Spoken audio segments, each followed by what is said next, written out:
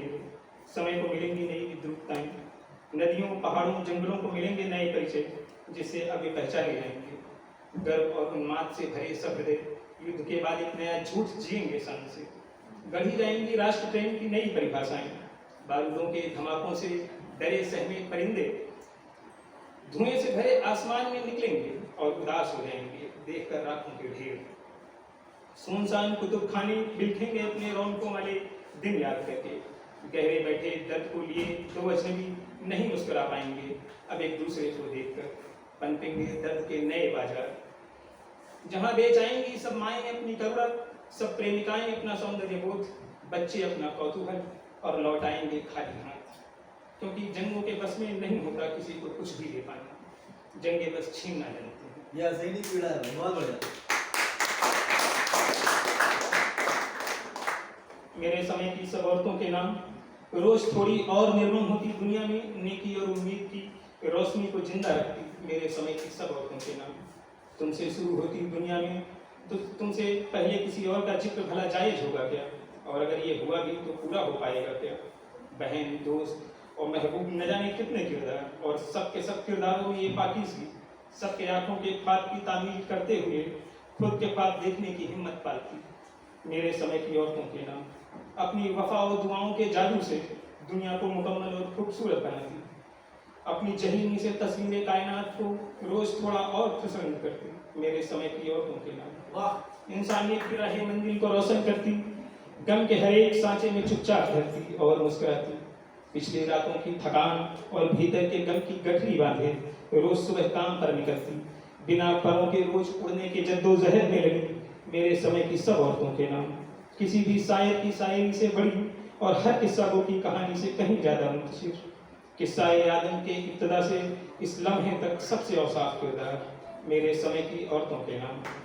आसान नहीं होता घर की इज्जत और अपने ख्वाबों को एक ही कोख में बखूबी पाल पाना, मगर हर बार की तरह हार कर जीतती, चाहने और निभाने के अंतर को घटाती मेरे समय की सब औरतों के नाम।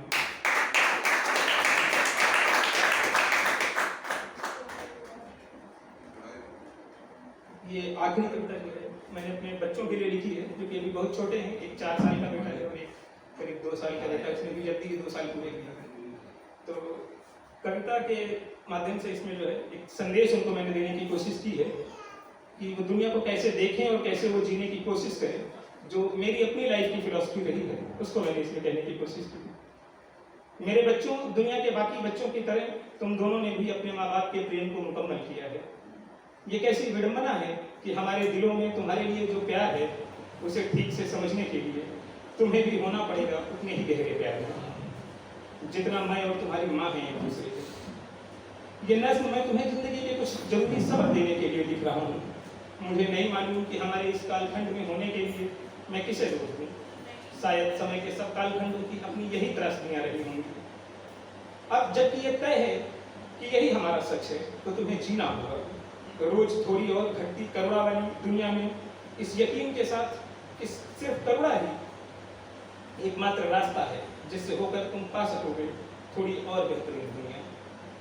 अपनी आंखों में पालते हुए ऊंचे और बड़े ख्वाब तुम ये याद रखना कि किसी के आंखों की रोशनी इसकी कीमत करेगी ना हो।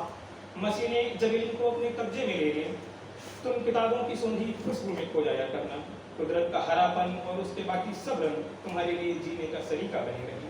हो सकता है कोई ऐसा दौर भी आए जब तुम्हें ये बताया जाए नफरतों का जवाब सिर्फ नफरतें होती हैं। तुम बिल्कुल यकीन न करना उनकी बातों पर, ये सोचकर कि तुम्हारे खुद की इस दुनिया में होने की इकलौती वजह प्रेम है। ये तो जायज है तुम न बांटो किसी का गम, किसी के गम की वजह तुम कभी न होना। पंथ, मजहब, मुल्क सब जरूरी है, यकीनन इंसानियत का जज्बा सबसे पहले और सबसे ऊपर। सब झुकाना